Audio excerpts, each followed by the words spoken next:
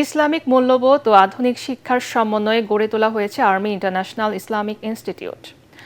ভবিষ্যতে এই ধরনের প্রতিষ্ঠান আরও তৈরি করা হবে বলে জানিয়েছেন সেনাবাহিনী প্রধান জেনারেল ওয়াকারুজ্জামান।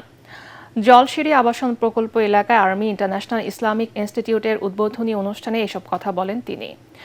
এ সময় তিনি ভিডিও কনফারেন্সের মাধ্যমে বরিশাল, সাভার, বগুড়া, সিলেট, চট্টগ্রাম, কুমিল্লা এবং যশোরে আর্মি ইন্টারন্যাশনাল ইসলামিক ইনস্টিটিউট সমূহের ভিত্তিপ্রস্তর উন্মোচন করেন।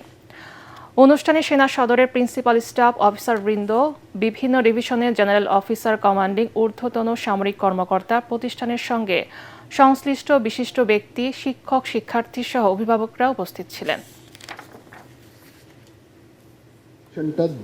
দুই এক্সট্রিমে, দুই দিকে, তো I wanted a fusion, Islamic education এবং মডার্ন এডুকেশনের একটা ফিউশন।